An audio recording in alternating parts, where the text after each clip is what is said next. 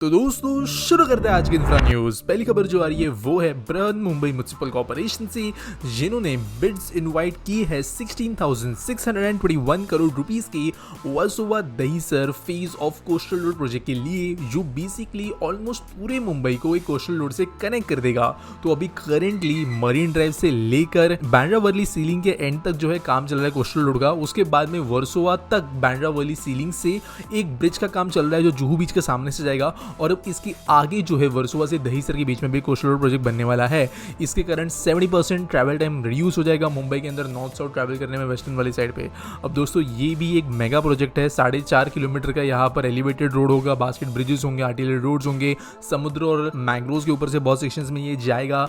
अब दोस्तों ये एक बहुत ही ज्यादा कॉम्प्लिकेटेड प्रोजेक्ट है, तो ये सच में मुंबई के लिए अच्छा है या नहीं, क्योंकि बहुत ज्यादा ही रोड इंफ्रा बन रहा है। तो इसके ऊपर एक डिटेल वीडियो में जल्दी बनाने वाला हूँ, लेकिन करेंटली ये बिड्स इनवाइट हो गए हैं। अगली खबर दोस्तों जो आ रही है वो है टाटा कंज्यूमर प्रोडक्ट से रिलेटेड और आईटीसी फूड से रिलेटेड, जिन्होंने डिस्कशन शुरू कर दिए है भारत के अंदर ऑर्गेनिक इंडिया के अंदर स्टेक बढ़ाने के लिए। तो दोस्तों ऑर्गेनिक इंडिया ऑब्वियसली कंपनी है और आईटीसी टाटा दोनों मिलकर इसके अंदर हिस्से खरीदना चाहते हैं। अच्छे से काम कर रही है कंपनी जो है, इनके अंदर काफी प्रोडक्ट्स जो है अभी लोगों के अंदर पॉपुलर हो रहे हैं। फूड प्रोडक्ट्स जो हो गए, ड्रिंक प्रोडक्ट्स हो गए, ऑर्गेनिक टी, हेल्थ प्रोडक्ट्स, सब इसमें अच्छे से काम कर रहे हैं। और टाटा कंज्यूमर प्रोडक्ट्स जो है अभी ऑप्शंस देख रही है इसी तरीके के एक्विजिशंस करने के लिए। अगली दोस्तों खबर आ रही वो है बारामूला से, जहां जो डिस्ट्रिक्ट मजिस्ट्रेट है बारामूला के, उन्होंने ग्रांट कर दी है परमिशंस नॉर्दर्न रेलवेज को यहाँ पर बनिहाल तक ड्रोन सर्विस करने के लिए। तो दोस्तों बारामूला से लेके उड़ी तक रेलवे लाइन बननी है। आप जानते हो श्रीनगर उधमपुर बारामूला रेल लाइन है, उसका गिरू तक का सेक्शन है। तो यहाँ पर one of the most difficult section ही पूरी दुनिया के अंदर रेलवेज बनाने के लिए,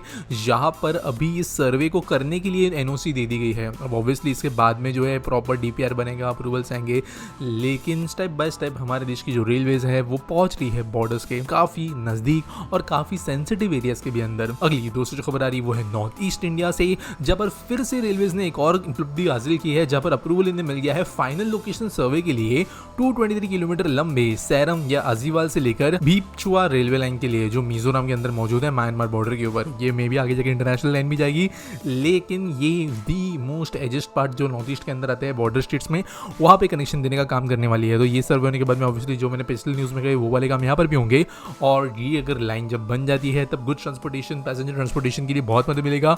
और जो सितवे पोर्ट है म्यांमार के पास में, वहां पे भी कनेक्टिविटी बहुत अच्छी बढ़ेगी। अगली दोस्तों जो खबर आ रही है वो है चेन्नई से, जहां पर जो रेलवे स्टेशन चेन्नई सबअर्बन में मौजूद है वो बनने वाले हैं हाईटेक। दोस्तों यहाँ पर आप अगर जानते हो तो मुंबई कोलकाता जैसे चेन्नई में भी एक लोकल ट्रेन का काफी अच्छा से चलने वाला नेटवर्क है, जिसके ऊपर लाखों लोग निर्भर करते हैं। तो इनके स्टेशन भी काफी लोगों के द्वारा डेली यूज किए जाते हैं। तो अभी डिसाइड किया गया कि इन स्टेशन के अंदर भी इंप्रूवमेंट्स किए जाएंगे, जहाँ पे आराकोनम, जोलरपेट्टी, गुमिरीपोंडी, इन स्टेशंस के अंदर जो है मेजर काम किए जाएंगे और एयरपोर्ट लाइक फैसिलिटीज बनाई जाएगी, ऐसा कहा गया है। यहाँ पर जो बॉक्सी येलो कलर सीमेंट और लाइमस्टोन के फसाड्स है उनको चेंज किया जाएगा, ग्रिल काउंटर्स जो है इनको ग्लास के साथ में चेंज किया जाएगा, एयरपोर्ट लाइक फैसिलिटीज बनाई जाएगी। 15 स्टेशन होंगे जिनको चेन्नई डिवीजन में से सिलेक्ट किया गया है, और काम इमीडिएटली शुरू होगा 8 स्टेशन के ऊपर, जिनके लिए टेंडर अवार्ड हो चुका है। अगली दोस्तों जो खबर आ रही है वो है हमारे देश के अंदर इंटरनेट पेनिट्रेशन से रिलेटेड, जहां पर कैबिनेट ने अप्रूव कर दिया है last mile broadband connectivity plan 6.5 lakh villages के लिए। तो दोस्तों भारत नेट प्रोग्राम के बारे में अगर आप जानते हो तो बेसिकली देश के हर गांव तक, एटलीस्ट हर विलेज के पंचायत लेवल तक नेटवर्क फाइबर केबल या ऑप्टिकल फाइबर केबल पहुंचाने का काम किया जाने वाला था, जिसके लिए बहुत सारा पैसा ऑलरेडी खर्च हो चुका है। और अभी 1.39 लाख करोड़ रुपीस फिर से गवर्नमेंट ने सैंक्शन की है बचे कुचे विलेजेस को भी कनेक्ट करने के लिए। इस मीटिंग के दौरान वैसे गवर्नमेंट ने कहा है कि अभी के डेट में ऑलमोस्ट हर आम के अंदर कनेक्टिविटी पहुंची है, बीएसएनएल, बीबीएनएल ये काम कर रहा है। और यहाँ पर ये भी कहा गया है कि अराउंड 3,800 एंटरप्रेन्योर्स और 60,000 विलेजेस के अंदर जो है अभी काफी हद तक जो है काम शुरू हो गया है इंटरनेट बेस्ड के ऊपर, जिसके कारण लोगों को मदद मिल रही है। और यहाँ पर average house hold data consumption जो है रूरल इंडिया के अंदर वो भी बन गया है 175 गीगाबाइट्स पर मंथ। तो दोस्तों अगर ये आंकड़ा देखे, इवन ऐसे पूरे घर के हिसाब से भी देखे, तो ये दुनिया के अंदर कुछ टॉप में आता है, जिसका जैसे इंडिया जो ऑलरेडी दुनिया की सबसे बड़ा डेटा कंज्यूमर थी, वो रूरल लेवल में भी ये डेटा रिफ्लेक्ट कर रहा है। इनफैक्ट यूएसए जैसे देश को भी देखे तो शहरों के अंदर इनका ऑब्वियसली डेटा कंजम्पशन बहुत बड़ा है, लेकिन रूरल एरियाज में इनके यहाँ पे ब्रॉडबैंड अभी भी नहीं मिलता। वहाँ पे जो है लोग अभी भी डायल अप वगैरह पे डिपेंड करते हैं, लेकिन इंडिया के अंदर fibre optic connectivity rural areas तक पहुंच रही है। अगली दोस्तों खबर जो रही है वो उत्तर प्रदेश थी, जहाँ पर सैटरडे को यहाँ के स्टेट मिनिस्टर उदित्य आदित्यनाथ जी ने कहा है कि वो विश्वकर्मा कॉम्प्लेक्सेस बनाएंगे स्टेट के हर गाँवों में, जो कि मॉडर्न मॉल्स के कॉन्सेप्ट पर बेसिस होगा और स्मार्ट विलेजेस बनाने का काम ये करेंगे। तो दोस्तों ये एक काफ़ी न्यू कॉन्सेप्ट लग रहा है, जहाँ पर बेसिकली किया ये जाएगा कि एक मॉल जैसी बिल्डिंग बनाई जाएगी हर गाँव के अंदर, और वहाँ पर जो रूरल लेबरर्स होंगे उनको वहाँ पे जॉब ढूंढने के लिए मदद होगी, जो गवर्नमेंटल फैसिलिटीज़ है वहाँ पर प्रोवाइड की जाएगी, और रूरल इकोनॉमी को सेल्फ रिलायंट बनाने की कोशिश की जाएगी। ऑब्वियसली मॉल में जैसे लग्जरीज देखने मिलती है, जैसे आप कह सकते हो हाई एंड एलीट चीज़ें देखने मिलती है, वो यहाँ पे नहीं होगी।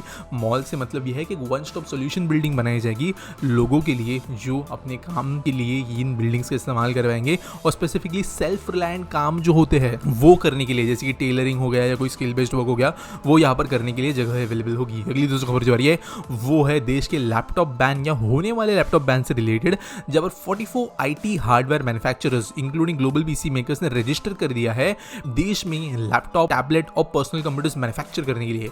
तो दोस्तों वैसे ये ऑफिशियल सोर्स का ही डेटा है, लेकिन अब ये बात पता नहीं कि ये बैन के बाद में आई हुई खबर या अब तक जितने रजिस्ट्रेशन हुए उससे रिलेटेड है।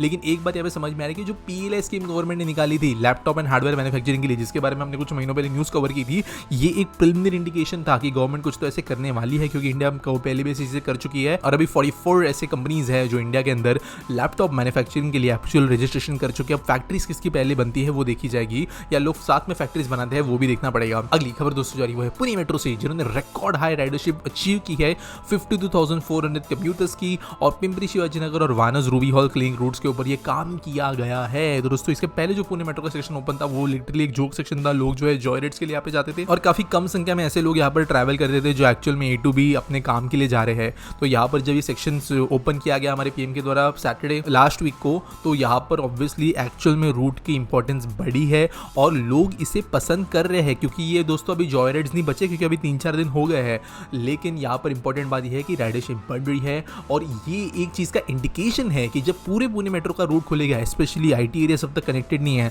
IT एरियाज और रेसिडेंशियल इसको कनेक्ट करने वाले रूट जब खुलेंगे तो पुणे मेट्रो अपने पूरी पोटेंशियल पे काम कर पाएगी। अगली दोस्तों जो खबर आ रही है वो है टूरिज्म से रिलेटेड, जहाँ पर गुजरात ने एक और नया मेजर टूरिज्म डेस्टिनेशन बनने का डिसीजन लिया है, और ये है Dharoi dam tourism development project. तो ये 3 फेजेस में बनाया जाएगा, जहाँ पर पहला फेज 393 करोड़ रुपीस का होगा, यहाँ पर जहाँ पर टेंडर PSP प्रोजेक्ट जीत चुकी है, जहाँ पर एडवेंचर स्पोर्ट्स के लिए इंफ्रा डेवलप किया जाएगा, यूटिलिटी बिल्डिंग्स बनाई जाएगी, वाटर गटर्स बनाई जाएगी, इंफ्रा पार्किंग बनाई जाएगी, और दूसरे बेसिक चीजें बनाई जाएगी। फेज 2 345 करोड़ रुपीस का है, जिसका टेंडरिंग अभी इन प्रोसेस है, और यहाँ पर एक 4 किलोमीटर का लेजर शो एम्फी थिएटर, एक रिवर फ्रंट बनाया जाएगा। फेज 3 के अंदर बोटानिकल गार्डन्स, थीम पार्क्स और ग्लास ब्रिजेस बनाए जाएंगे।